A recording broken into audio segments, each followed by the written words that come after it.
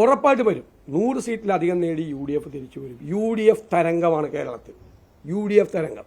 ഞാൻ എല്ലാ ജില്ലകളിലും പോയി ഏകദേശം മുഴുവൻ നിയോജകമണ്ഡലങ്ങളിലും കവർ ചെയ്തിട്ട് വന്നാണ്. 2ാം ഘട്ടത്തിൽ ഞാൻ വീണ്ടും പോവുകയാണ്. ആദ്യം 3ാം ഘട്ടത്തിൽ പോവുകയാണ്. ആദ്യം ലോക്കൽ ബോഡി തെരഞ്ഞെടുപ്പ് കാലത്ത് ഞങ്ങൾ പോയി. അതിനുശേഷം നിയമസഭാ തെരഞ്ഞെടുപ്പ് തുടങ്ങിയിട്ട് നമ്മുടെ പുതുയുഗ യാത്രയുമായി പോയി. ഇപ്പോൾ 3ാം ഘട്ടത്തിൽ നിയമസഭാ തെരഞ്ഞെടുപ്പായിട്ട് എല്ലാ മണ്ഡലങ്ങളിലും പോവുക. UDF തരംഗമാണ്. ഈ സർക്കാരിനെതിരായിട്ടുള്ള അതിശക്തമായ പ്രതിഷേധമാണ് കേരളം മുഴുവൻ. അപ്പോൾ മുഖ്യമന്ത്രി പറഞ്ഞല്ലാതെ നിങ്ങളെല്ലാവരും ചോദിച്ച ഇദ്ദേഹം 5 ചോദ്യം 6 ചോദ്യം ചോദിച്ചു, നിങ്ങൾ ചോദിച്ചു 3-4 ചോദ്യം ചോദിച്ചു. അതൊക്കെ ഞാൻ ചോദിച്ചതിനെല്ലാം മറുപടി പറഞ്ഞിട്ട് എല്ലാവരുടെയും ചോദ്യത്തിന് ഇനി ആരെങ്കിലും ചോദിക്കാനുണ്ടോ? അല്ലല്ല, നിങ്ങൾ തന്നെ ചോദിക്കണ്ട, കൈരളി മാത്രം ചോദിക്കണ്ട, നിങ്ങൾ മാത്രം ചോദിക്കണ്ട. അത് 6 ചോദ്യം ചോദിച്ചു. നീ വീടിൻ്റെ ഒന്നുമില്ല.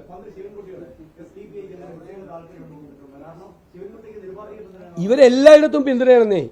ഞാൻ ചോദിക്കണം, മുഖ്യമന്ത്രി മറുപടി പറയട്ടെ, ധൈര്യം ഉണ്ടെങ്കിൽ പറയട്ടെ, ധൈര്യം ഉണ്ടെങ്കിൽ. ഞാൻ വെല്ലുവിളിക്കുക കേരളത്തിലെ മുഖ്യമന്ത്രി, ഇതുപോലെ കാപട്യമുള്ള ഒരാൾ വേറെയില്ല. രാഷ്ട്രീയ കാപട്യം, പൊളിറ്റിക്കൽ ഹിപ്പോക്രസി ഉള്ള വേറൊരാളില്ല.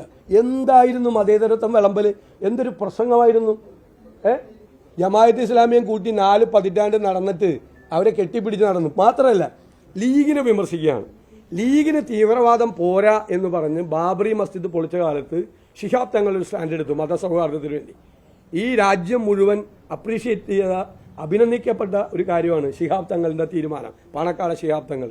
അന്ന് മുസ്ലിം ലീഗിൻ്റെ ഔദ്യോഗിക നേതൃത്വത്തിന് തീവ്രത പോരാ എന്ന് പറഞ്ഞ് ലീഗ് സ്പ്ലിറ്റ് ചെയ്ത് INL ഉണ്ടാക്കി. ആ INL എടുത്ത് കക്ഷത്ത് വെച്ചിട്ടാണ് ഈ പിണറായി വിജയൻ ലീഗിനെ വിമർശിക്കുന്നത്. ലീഗിനെ വിമർശിക്കുക. ലീഗിന് തീവ്രത പോരാ. ഏത് ബാബറി മസ്ജിദ് പൊളിച്ച കാലത്ത് അതിനേക്കാൾ വേറെ സ്റ്റാൻഡ് എടുക്കണമായിരുന്നു എന്ന് പറഞ്ഞ് ലീഗ് പുലർത്തിപ്പോയ INL എടുത്ത് കക്ഷത്തിൽ വെച്ചിട്ട് ലീഗിനെ വിമർശിക്കുന്നത് എന്തൊരു കാപട്യമാണ്. അങ്ങയുടെ പേരാണോ പിണറായി വിജയൻ? ഞങ്ങൾ സ്ട്രോങ് സ്റ്റാൻഡ് എടുത്തല്ലോ. ഞാൻ ഇന്നലെ പറഞ്ഞല്ലോ, FCRA എന്ന് പറയുന്നത് ന്യൂനപക്ഷങ്ങൾക്ക് നേരെയുള്ള ആക്രമണമാണ് യഥാർത്ഥത്തിൽ. BJP സർക്കാർ, ഞാൻ പ്രധാനമന്ത്രിക്ക് കത്ത് വായിച്ചിട്ടുണ്ട്, അതിൽ നിന്ന് പിന്മാറണം എന്ന് പറഞ്ഞുകൊണ്ട്. കാരണം ഞാൻ അയക്കാൻ എല്ലാ സംസ്ഥാനങ്ങളിൽ നിന്നും അതിന് എതിർപ്പ് വരട്ടെ. മാത്രമല്ല അതിൽ അപകടകരമായ ചില ക്ലോസ് ഉണ്ട്. അവർക്ക് റിന്യൂവൽ കൊടുക്കാതിരിക്കാം, ലൈസൻസിന് റിന്യൂവൽ കൊടുക്കാതിരിക്കുക, ലൈസൻസ് റദ്ദ് ചെയ്യുക. ലൈസൻസ് ഇല്ലായിരുന്നാൽ ഈ പ്രോപ്പർട്ടി മുഴുവൻ ടേക്ക് ഓവർ ചെയ്യാനുള്ള അധികാരം കൊടുത്തിരിക്കുകയാണ്. അപ്പോൾ ന്യൂനപക്ഷ സംഘടനകൾ നടത്തുന്ന കാരുണ്യ പ്രവർത്തനങ്ങൾ നടത്തുന്ന മുഴുവൻ കാര്യങ്ങൾക്കും അത് വലിയൊരു ഭീഷണിയായി മാറും. ന്യൂനപക്ഷങ്ങൾക്കെതിരായിട്ടുള്ള അവരുടെ അവകാശങ്ങളിലേക്കുള്ള കടന്നുകയറ്റമാണ്. അതിനു വേണ്ടിയിട്ടുള്ള ബില്ലാണ്. ആ ബില്ല് അമെൻമെന്റ് ഉണ്ടാകരുത്. കോൺഗ്രസ് അതിനെ ശക്തിയായി,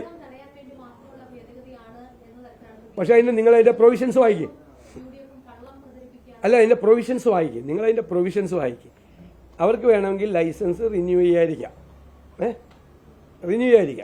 അതിന് ഇപ്പോൾ ഏതെങ്കിലും ക്രമക്കേടുകളോ അഴിമതിയോ നടക്കുന്നുണ്ടെങ്കിൽ അത് തടയാനുള്ള സംവിധാനം ഇപ്പം തന്നെ FCRA ആക്ടിലുണ്ട്. അത് പരിശോധിക്കാൻ എല്ലാ വർഷവും അത് പരിശോധിച്ചിട്ടാണ് റിന്യൂവൽ കൊടുക്കുന്നത്. ഇപ്പം ഇതിൻ്റെ അകത്ത് പ്രൊവിഷൻ എന്ന് വെച്ച് കഴിഞ്ഞാൽ റിന്യൂവൽ കൊടുത്തില്ലെങ്കിൽ ആ പ്രോപ്പർട്ടി അങ്ങനെ തന്നെ ടേക്ക് ഓവർ ചെയ്യാം. അപ്പോൾ പ്രോപ്പർട്ടി ടേക്ക് ഓവർ ചെയ്യാനാണ്. അതെങ്ങനെ, ഏത് നിയമമാണ്, എന്ത് നിയമമാണ്? പറഞ്ഞ ചോദ്യം കറക്റ്റാണ്. അതായത് അത് ഒന്നും കൂടി കറക്റ്റ് ചെയ്യാൻ വേണ്ടിയിട്ട് നിയമമൊന്നും കൊണ്ടുവന്ന തെറ്റില്ല. പക്ഷെ അതിൻ്റെ അകത്ത് അപകടകരമായ ക്ലോസുകൾ എഴുതി വെച്ചിരിക്കുക. മനസ്സിലായി? ഈ പ്രോപ്പർട്ടി മുഴുവൻ ടേക്ക് ഓവർ ചെയ്യുക, ആരാധനാലയങ്ങൾ ഉൾപ്പെടെ ടേക്ക് ഓവർ ചെയ്യുക. അതാണ് അതിൻ്റെ അകത്ത് ഒരു അപകടകരമായ സ്ഥിതി എന്ന് പറയുന്നത്. മനഃപൂർവ്വം കൊണ്ടുവരികയാണ്, ദ്രോഹിക്കാൻ വേണ്ടി കൊണ്ടുവരിക.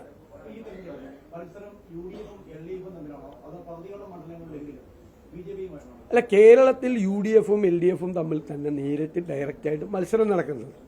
എനിക്ക് തോന്നുന്നു ഒരു 10-12 സീറ്റിൽ BJP കൂടി അവർക്കൊരു സ്പേസ് ഉണ്ട്. അവർ കൂടി മത്സര രംഗത്തുണ്ട്. അവർ ജയിക്കുമെന്നല്ല ഞാൻ പറഞ്ഞതിൻ്റെ അർത്ഥം. നാളെ അവർ 12 സീറ്റിൽ BJP ജയിക്കുമെന്ന് ഞാൻ പറഞ്ഞെന്ന് വാർത്ത കൊടുക്കരുത്. നിങ്ങളല്ല, ഞാൻ പറഞ്ഞ പോയിന്റ് അവരുടെ പ്രസൻസ് ഉണ്ട്. കാര്യമായിട്ട് 10-12 സീറ്റുകളിൽ അവരുടെ പ്രസൻസ് ഉണ്ട്. അവർ കഴിഞ്ഞ പ്രാവശ്യം, പക്ഷേ അതിൽ പല സീറ്റും അവർ ഈ അപ്രസക്തമായ ഘടകകക്ഷികൾക്ക് വിട്ടുകൊടുത്തു. ആരെ സഹായിക്കാൻ? CPMനെ സഹായിക്കാൻ. കഴിഞ്ഞ ഞാൻ ഒരു BJP സംസ്ഥാന പ്രസിഡന്റ് A ക്ലാസ് സീറ്റിലല്ലേ മത്സരിക്കുള്ളൂ. കഴിഞ്ഞ പ്രാവശ്യത്തെ അദ്ദേഹം മത്സരിച്ച കോന്നി BJPയുടെ A ക്ലാസ് സീറ്റാണ് അല്ലേ? 32,000 വോട്ട് പിടിച്ച സീറ്റ്. അത് കൊടുത്തു. മറ്റേ അല്ല ഞാൻ പറഞ്ഞുതരാം, പാലക്കാട് ഞങ്ങളും BJP തമ്മിലാണ് മത്സരം. അത് ഇപ്പോൾ ഒരു തെരഞ്ഞെടുപ്പ് നടന്നല്ലേ ഉള്ളൂ. 18,000 വോട്ട് BJPയേക്കാൾ കൂടുതൽ ഞങ്ങൾക്കുണ്ടായി. പരിതാപകരമായ 3ാം സ്ഥാനത്താണ് CPM ഉള്ളത്. അവിടെ CPM അവിടെ അപ്രസക്തമാണ്. നിയമത്ത് ഞങ്ങൾ നന്നായി കയറി വരുന്നുണ്ട്. ഞാൻ കരുതുന്നത് അന്തിമഘട്ടത്തിൽ LDFും UDFും തമ്മിൽ മത്സരം വരുമെന്ന് എൻ്റെ ധാരണ, എൻ്റെ അസസ്മെൻറ്റാണ്, എൻ്റെ വ്യക്തിപരമായ അസസ്മെൻറ്റാണ്. അല്ല ഈ പ്രാവശ്യം മാറ്റമുണ്ട്. അത് നേരത്തെ മത്സരിച്ചിരുന്നത് O രാജഗോപാലിനെ പോലെയുള്ള നേതാക്കളൊക്കെയാണ്, മനസ്സിലായില്ലേ? ഇതിനു മുമ്പ് അവർ ജയിച്ചിട്ടില്ലല്ലോ. ഒരു 2-3 പ്രാവശ്യത്തെ പാറ്റേണാണ്. ഈ പ്രാവശ്യം രാജീവ് ചന്ദ്രശേഖറാണ് മത്സരിക്കുന്നത്. അപ്പോൾ എനിക്ക് തോന്നുന്നില്ല അദ്ദേഹത്തിന് അങ്ങനത്തെ ഒരു പൊളിറ്റിക്കൽ ബാക്ക്ഗ്രൗണ്ട് കേരളത്തിലില്ല. പെട്ടെന്ന് വന്ന് രാഷ്ട്രീയത്തിലേക്ക് വന്ന് മത്സരിക്കാൻ പോകുന്ന ഒരിതാണ്. അന്തിമഘട്ടത്തിൽ അവിടെ ഒരു 3ാം സ്ഥാനത്ത് നിന്ന് 1-2 സ്ഥാനങ്ങളിലേക്ക് കയറുന്നൊരു സ്ഥിതിയുണ്ട്. ഞങ്ങളതുകൊണ്ടാണ് തിരുവനന്തപുരത്ത് സുപരിചിതനായ ശ്രീ ശബരിനാഥനെ തന്നെ അവിടെ മത്സരിക്കും. അപ്പം ശരി പോലെ മതിയല്ല, ഇനി മതി. ഇത്രയും ചോദ്യമൊക്കെ ഒരാൾക്കുണ്ടാകും.